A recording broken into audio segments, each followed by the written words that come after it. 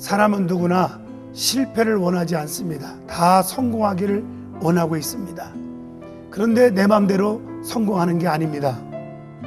우리가 불신자들도 보면 운명은 제천이다 그렇게 말합니다. 살고 죽고 행복하고 불행한 생사화복을 주관하시는 분은 하나님이십니다.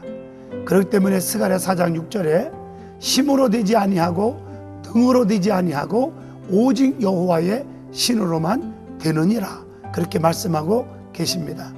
특별히 누가복음 5장 1절로 11절 보면 베드로가 철두철미하게 실패했는데 성공으로 바꿔지게 되었습니다. 어떻게 해서 이렇게 바꿀 수 있었을까? 베드로는 어부입니다. 바다에서 고기를 잡는 것이 그의 직업인데 밤이 맞도록 그물을 던졌어도 한 마리도 못 잡았던 완전 실패자였습니다.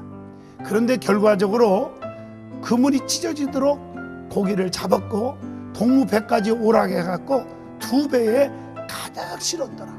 엄청난 축복을 받았습니다. 다시 말하면 대성공을 한 것입니다. 어떻게 해서 이런 성공을 할 수 있었는지 우리가 누가복음 5장을 통해서 우리가 한번 깊이 생각해 볼 필요가 있다고 봅니다. 베드로가 성공한 이유는 포기하지 않고 준비했기 때문이라고 생각합니다. 그물을 찢어버리고 던져버리고 이제 그만둔다, 나는 포기하겠다 그랬으면 이런 축복이 없었을 것입니다. 내일을 준비하고 그물을 씻고 있을 때에 주님이 다가오신 것입니다. 그리고 나서 우리 예수님께서 베드로에게 그 배에 오르셨다고 그렇게 말씀하고 계십니다. 주님이 베드로의 배에 오르셨기 때문에 축복이 시작됩니다. 항상 우리는 주님이 없으니까 문제입니다. 교회도 가정에도 직장에도 사업장에도 내 자녀들 속에 주님이 계셔야 합니다. 주님이 오르셔서 그 다음에 배를 육지에 조금 뛰게 하셨습니다. 이 영적인 의미는 정말 세상과 좀 구별시키는 거라고 생각합니다.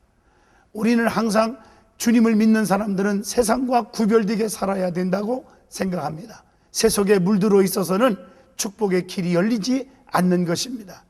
어떤 사람들은 예수를 믿는다 하면서도 양다리를 걷는 사람 있잖아요. 절대로 그럴 수가 없습니다.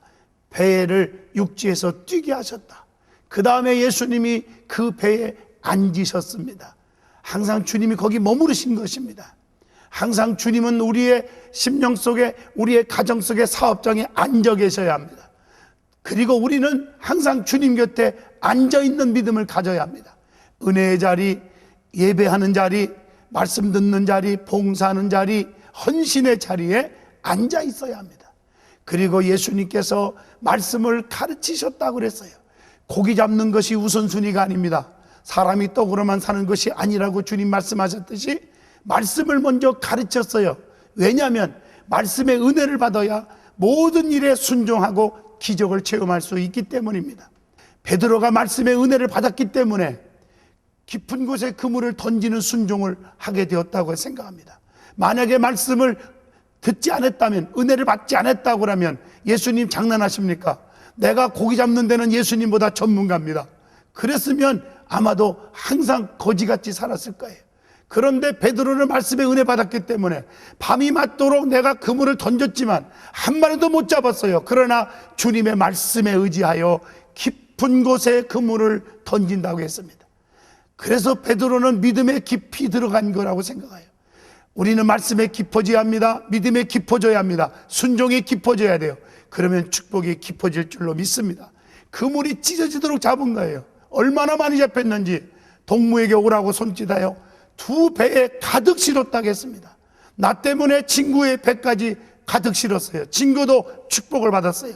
나 때문에 이웃에게도 축복을 받게 해주는 그런 역사가 있어야 됩니다. 우리는 반드시 성공적인 삶을 살아야 된다고 생각합니다. 감사합니다.